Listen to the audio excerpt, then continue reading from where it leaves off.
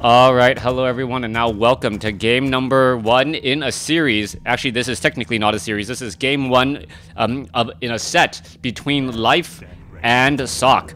Hey, Oni WarCraft, how you doing? Thanks for joining in. Why didn't you tell me my microphone was muted? I was streaming on Twitch and my mic was muted, and no one knew. No one knew. All right. Anyways, fixed everything now. Microphone is back here, ready to go. I was talking to no one. Did some amazing casting, but in the end, it didn't really matter. All right, let's go ahead and break things down. It is going to be Life versus Sock. Life is on the bottom left-hand side of the map as the blue Undead player. Meanwhile, over here on the top right, we have Sock spawning as the red human. This is Last Refuge. I do have 3 games for you today if you're watching on YouTube. But Tubi, thanks for following as well. Good to see some viewers, being able to interact with some viewers and see their reactions. That's always very nice. I did move things around on the screen just a little bit. There's a jar right there that keeping track of my followers, my subscriptions, things like that. If you want to cheer me on, you'll see little bits falling into there as well. Meanwhile, there is a section up to the north that keeps track, I believe, of Patreon and other donations as well. Anyways, let's go ahead and take a look at what's going to be unfolding in this matchup here. It is going to be a Death Knight going up against an Archmage. No big surprise. Also, no big surprise. I saw the first 6 minutes of this game, and before I realized that I had muted the microphone. So yes, casters still make mistakes. Footman now making its way down. Sock finally setting up that second footman, as we'll see whether or not Sock is able to establish a good presence here. Now, in an undead versus human matchup, it is, well, pretty much absolutely necessary to try and set up an expansion. There is a good expansion off over here, a 5-3-3 creep camp, which should be very easy to take out. Meanwhile, Archmage is going to make its way over here against this Ogre Warrior creep camp, which is a 3-3-3. Back in the middle portion here, the Acolyte hiding in a very strange spot. Oh, aggroes those units, and now going to get taken out. Footman taking a fair too much damage. Is it going to actually... Oh, nope. Ogre Warrior now going to join in and try and take down that Footman there, who's now down to 246 hit points. Back off to the north. Archmage clearing after the 3-3-3 creep camp. Forest Troll Trapper will finish off that Water Elemental. Meanwhile, the Death Knight was trying to get some easy shots or kills onto some of those units, and didn't get it. And now the Death Knight, with no experience, is going to have a little bit of trouble. We'll see how all of this unfolds here, as the Death Knight may be able to use the Rod of Necromancy, try to get up more skeletal minions, taking down pigs. Taking down pigs and critters on the map. Skeletal minions do deal a fair bit of damage, and we'll see whether or not we're going to have a large number of militia called over to clear out this 5-3-3 on the top left. Death Knight still playing a little bit of a presence chase here, trying to figure out what his opponent is doing, and it looks as though, yep, another skeletal minion taken down at the hands of creeps. And all of these skeletal minions getting taken out is just using up the Rod of Necromancy charges, which are extremely important in this matchup. Now you can see only 2 skeletal minions left. There's still a little bit of time on them. Meanwhile, Congo line of militia making their way over to the 5-3-3 creep camp. As the Archmage drops a second Water Elemental finally, it still has plenty of mana, and we'll see how all of this unfolds here. If the Death Knight can steal all of these creeps, or even some of them, it will set that Archmage back, since he won't have Brilliance Aura. Death Knight steals, Death Coil, gets the Forest Troll. Now, why isn't Sock focusing down on the Forest Troll Trapper while he has the opportunity? Not 100% sure at all, as the Death Knight now wandering around the corner. Is it going to be able to get another Death Coil? Gets another Death Coil off on another unit there. Skeletal Minion... Oh, no, Death Knight gets the final shot off on the Death Knight, stealing all 3 creeps from this creep camp. Death Knight, however, in trouble. Oh, level 2 now. Archmage trying to box out this Footman. Where is that Footman going? The Footman actually let the Death Knight escape with 61 hit points. It was near certain death, and the Death Knight slipped away. The Death Knight does have Unholy Aura, which will help him regenerate some lost hit points, but he is much more hurt than he would like. Without obsidian statues on the field, it will be quite some time before the Death Knight can comfortably rejoin the battle. Meanwhile, Crypt Fiend down to 299 hit points. Archmage is not stutter-stepping at all. That Archmage not getting or maximizing the damage on that Crypt Fiend, as the Crypt Fiend will be backing off. Let's take a look at the population. 33 over 36 compared to 22 over 40 for Life. Life should have a superior army here, finally getting up that slaughterhouse and maybe picking up, yes, it is going to be a Naga Sea Witch for very early pressure.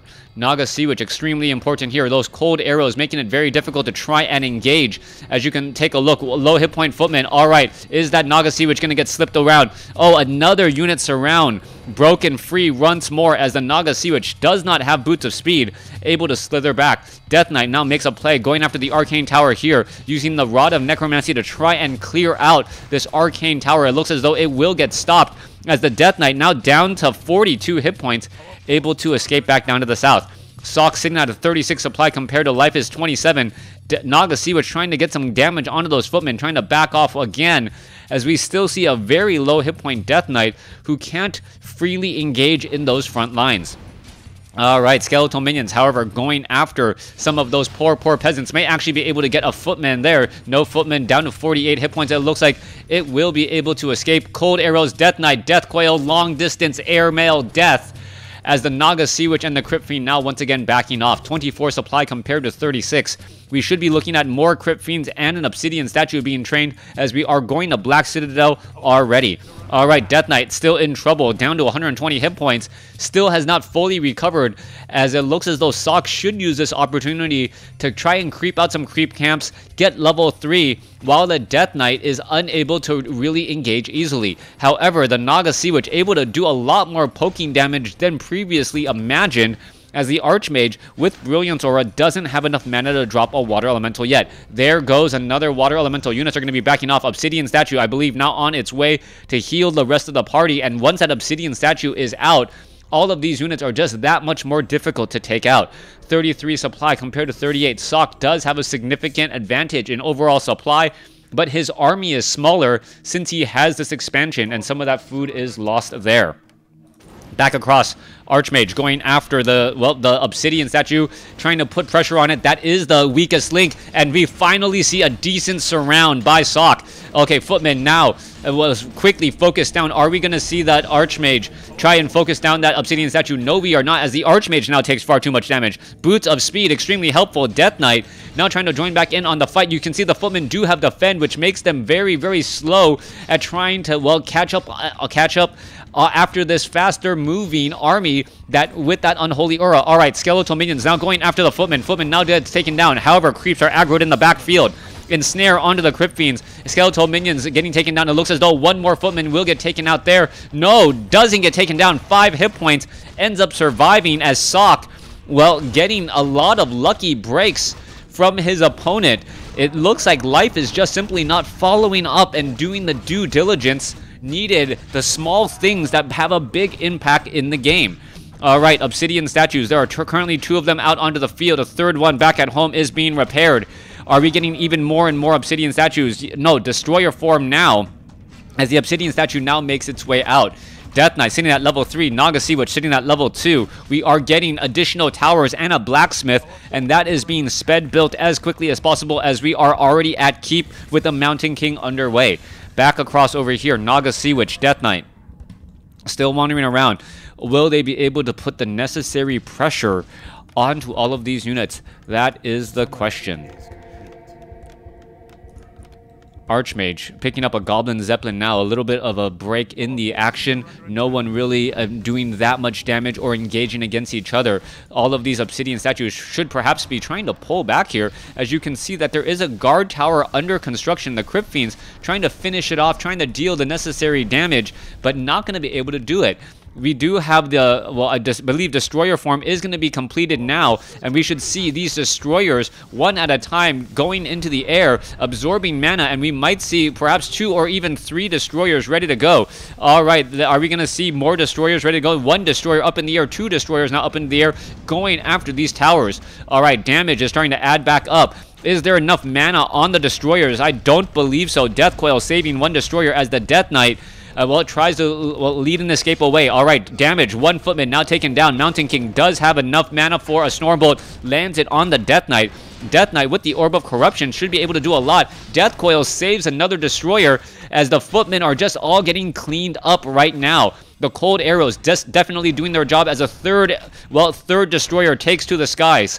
All right, no more mana on these destroyers. There is an obsidian statue now coming across again. Stormbolt onto the Crypt Fiend. Crypt Fiend looks like it will get taken down as, well, damage point after damage point now going down onto those guard towers. Another guard tower now lost as the Archmage, sitting at level 2, tries to fight this back. Footmen are going to get taken down. Well, as the destroyers are just cleaning up the air,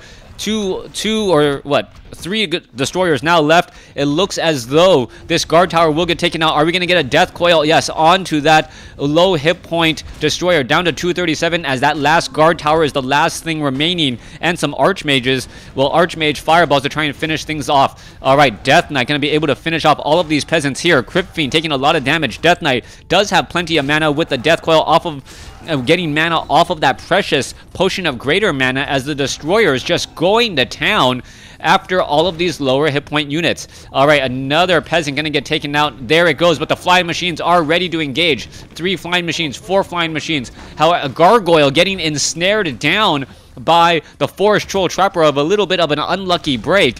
And we'll see if we get even more gargoyles here. 45 supply compared to 32. Sock is down by a significant amount, and he does not have the economic advantage either. 3 destroyers should be enough. Meanwhile, we do see 5 flying machines up in the air with more being trained up. Those flak cannons are going to be incredibly important, but there's only one, count it, one workshop operational.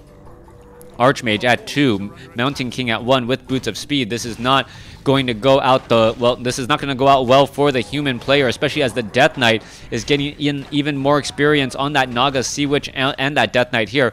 We also see the Lich being added in to this fight, so being able to land in some crucial Frost Novas to slow things down. All right, Death Coil onto the Archmage. Archmage being forced to use the Scroll of Town Portal in order to get away. Archmage would, well, now teleport back home, hoping to live and fight another day as the Paladin finally ready to hit out onto the field. Ghouls going to be going after a peasant there. Lich sitting at level 1 should be able to get to level 2 fairly fast with the amount of just sheer damage this undead army has. Destroyers ready to go. Crypt Fiend's now looking to back off. Death Knight with the Tome of Retraining as well. What is the Tome of Retraining for? Who could possibly use it? Why would the Death Knight forget?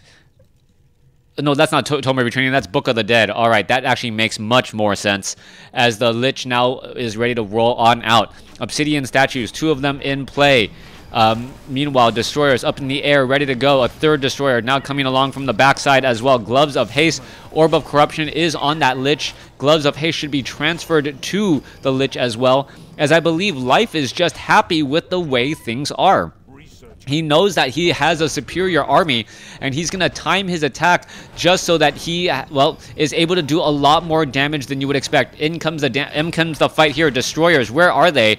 The destroyers are off over here engaging away from all the action. What's going on? This destroyer does get taken down. All right, I take it back. Life is actually making terrible mistakes trying to finish off these creep camps here. This is an absolute mess, losing 2 destroyers as the Naga Sea Witch is going to get lost, well, perhaps lost as well. All right, the Stormbolt onto the unit, Potion of Invulnerability onto the Naga Sea Witch, and what was a surefire game for Life looks like it is going to absolutely fall apart after he lost 3 destroyers to creeps. All right, a complete meltdown in terms of units as the Naga Sea Witch does get to level 4. Lich is currently still out onto the field trying to get some damage down. Let's take a look at this. We do see have an Archmage that is currently invisible as a Mountain King gets melted anyways. Archmage is going to get taken down as well. Naga Sea Witch, oh, well, damage. Naga Sea Witch trying to get away. Spellbreakers are all here ready to go. Knights are not the units you want to be training. And even with the horrible mistake by Life, it looks like Life will be able to take this game, as you see the Paladin now back out onto the field as well. Naga Sea Witch is in a bit of trouble, needs to head back home. Crypt Fiend's added back in here, and I guess this game is going to be whoever makes less mistakes wins the game. And that was absolutely mind-boggling there. That wasn't my imagination, right? Like, Life lost 3 destroyers to creeps. And that goes to show you, unit control is absolutely so important. He may have had them on a different hotkey, trying to go after some units, and instead lost 3 destroyers to Forest Troll Trappers and Forest Troll Berserkers, even though he sacrificed 15 supply for no real gain, that it still came out ahead for him. Thanks for watching. Thanks for listening. Hope you guys enjoyed it. Those on Twitch, please stay tuned for game number 2.